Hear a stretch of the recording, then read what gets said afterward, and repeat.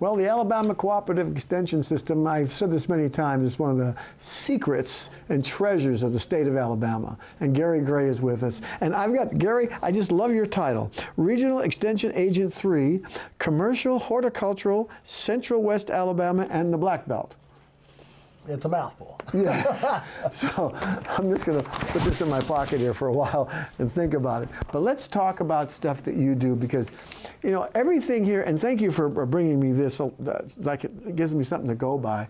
But beginning farmers, are we talking about a guy with 20 acres, or are we talking about a guy with 1 acre? Right. Beginning farmers. So you've got tips for beginning farmers. So let's talk about who we're talking about. Yeah.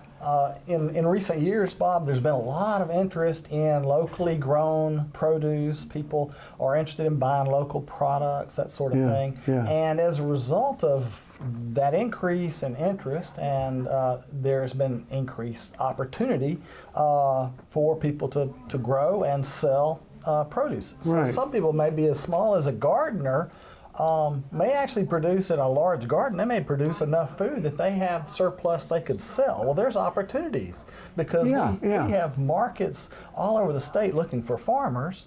And so some people might be as small as a home gardener that wants to learn how to sell. Yeah, that's interesting, because our church has during the summer, I guess, in the spring, has a gardening day where you come and you buy homegrown fruits and vegetables. Yes. And some of those people don't have giant farms, they just have a big backyard. Exactly, right. So there's opportunity. And like your church, many churches and communities all over the state have farmers markets, and many of them are a weekly market. They may go through the spring and summer into fall. And so, for example, the interest has increased so much. From about 1997, we had about 17 markets in the state total, I suppose. And then present, we have 200 markets in the state. Really? So that has grown so dramatically. Yeah. So there's an opportunity. So you've got some tips for these people. You've got some what should they do? Right. If they want to become, if someone wants to learn more about beginning farming, or how to make money selling what they grow, that sort of thing. We have in our extension programming, the commercial horticulture team does a lot of programming for beginning farmers. Beginning farmer workshops, all kinds of production meetings and publications. And so much of that is available on our website, either the Alabama Extension website, which is ACES.edu, so that's ACES, acronym for Alabama Cooperative Extension System.edu, or perhaps easier to remember is just Alabama Beginning Farmer. If you just do an online search for Alabama Beginning Farmer, it'll take you to our commercial horticulture team page. Lots of resources, upcoming meetings, announcements, newsletters, so just a lot of things. And is it free?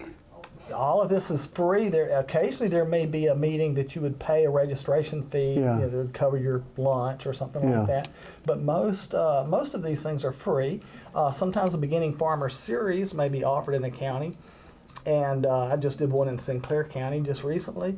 And typically they might charge like a $10 fee that would cover your supper, but very inexpensive. Right. And a lot of opportunities. How many people would attend that? Do you remember how many people attended that? The one that I taught in St. Clair County about a year ago had, I think, 50 people on average that were coming. And they would sit in on sessions that the ones I taught were beginning fruit production. And I just taught one recently there as well, beginning fruit production. And then other agents teach beginning vegetable production. Poultry, livestock. Really? Just a variety. Poultry too, huh? Yeah, a lot of interest. Chickens and... That's right, beekeeping. And so... Is that right? Yeah, a lot. And in fact, one of our most popular meetings right now is the Alabama Beekeeping Symposium. That's coming up in February. It's usually the first Saturday in February. Right. And I believe that's when it will be this year. Yeah.